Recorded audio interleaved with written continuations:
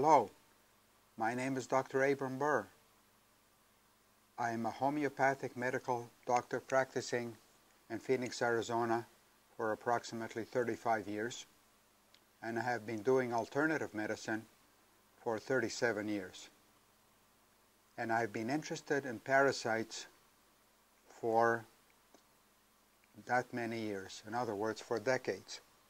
And so much so that in the 80s, I hired a Nigerian parasitologist in my office in another location, and he worked in my office for a while, and then he moved on. And then I came to know Dr. Omar Amin, who is now the only parasitologist I know, and who was very well versed, knowledgeable, and interested in that field. Now, parasitology is not accorded its rightful place among infectious diseases in the United States.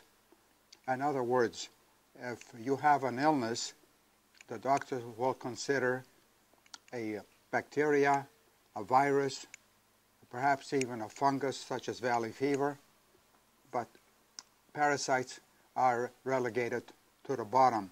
And it's only as an afterthought, if you have bowel problems like diarrhea, that they will test you and occasionally find something like Giardia.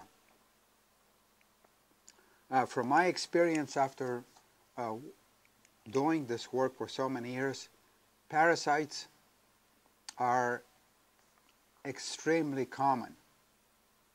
So common that I would venture to say that at a chronic low level, it is the #1 infection that people have. And so we know that in school-age children and little children are infested with pinworms.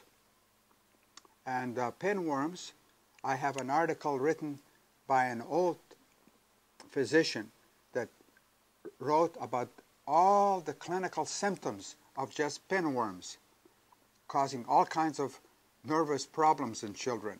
But the pinworms that affect children also are infecting the entire household, and so when I treat a child for pinworms, I treat the entire household. Parasites, as I said, are extremely common and extremely important. So it's not only because you have traveled to a foreign country. For sure, if you have traveled to Mexico or to India or to China and you come back, you have some symptoms, you need to check for parasites. Yes, but you don't have to travel anywhere. You can travel from your home to the closest restaurant right here in Arizona, and you'll pick a parasite from a food handler, or not even from the food handler, from the vegetable that wasn't properly and thoroughly washed. It's very easy to catch parasites. Also, very common source of parasites is your pets at home.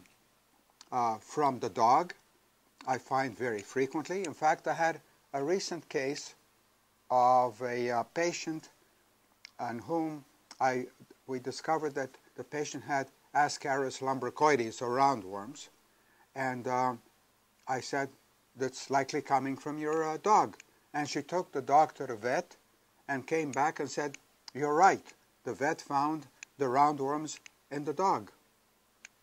Likewise, our sweet little kitties that snuggle up and kiss us everywhere, and the kitties are loaded with toxoplasmosis. In fact, maybe close to 100% of cats, but a very high percentage of toxoplasma, and toxoplasmosis can affect human beings. In fact, it's compulsory in France for a pregnant woman to be tested for toxoplasma. So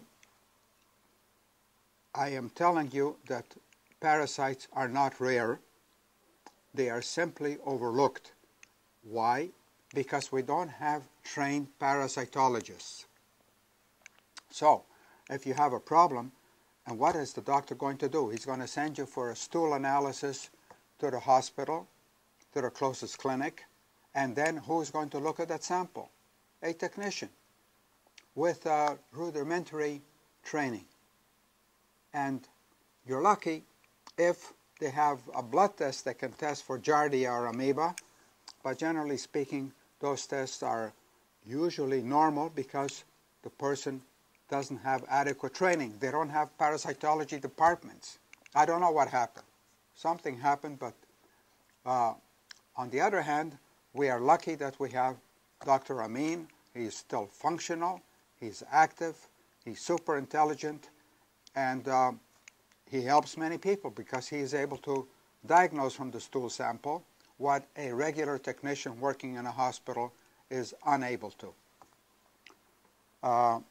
It is very worthwhile to do a routine stool sample for parasites because you can have parasites without any drastic symptoms. And then what happens when your immune system goes down for whatever cause, then the parasites that have been lingering in your body for a while, then they start to become active and can become invasive.